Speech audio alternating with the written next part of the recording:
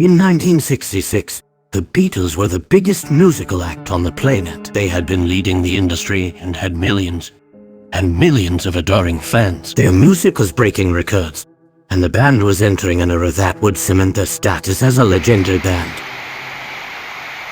Their experimental album, the epic Sgt. Pepper's Lonely Hearts Club Band, would be released to mark a before and after in the history of popular music. Their presence in the media, newspapers, television, was nothing like the world had seen before. They were young, unapologetic, and setting precedents. They had had some polemics with album covers, misunderstandings, but nothing major. At least, this major. In March of 1966, the band gave an interview in the British media in which band member Lennon stated, quote, "Christianity will go. It will vanish and shrink. We are more popular than Jesus now," end quote. This statement went unnoticed at the time it was published in England. But once it was republished in America, it caused a complete and absolute scandal. Pictures and souvenirs to the pickup points about to be named, and on the night of the Beatles' appearance, Christians in America were so offended by Lennon's statement that they started destroying their vinyls.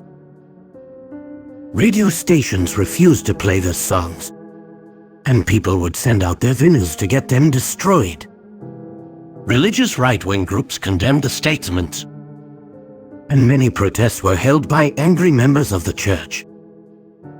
But without a doubt, by far, the biggest outrage came from the Bible Belt. Protests, destruction of records, and public burning of pictures, even threats.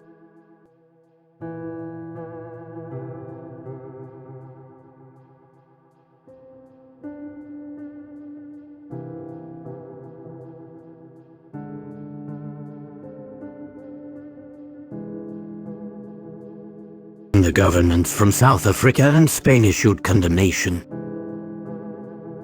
It was an international scandal. Not only the band's career was in danger, their members' safety were also at risk. The release of their album, Revolver, had been overshadowed by the controversy.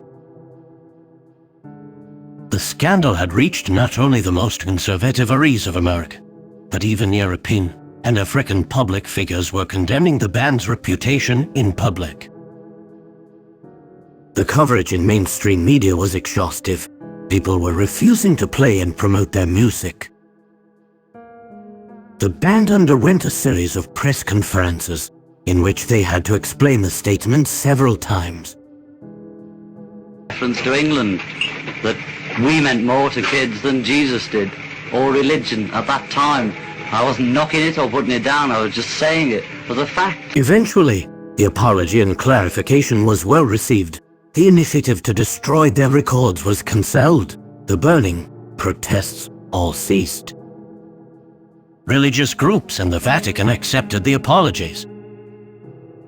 But the band never went back on tour again, ever. In 1980, John Lennon was killed by an obsessed religious fanatic. The statement, "more popular than Jesus," was a huge motivator for the killer, who ended up shooting the singer 4 times from the back.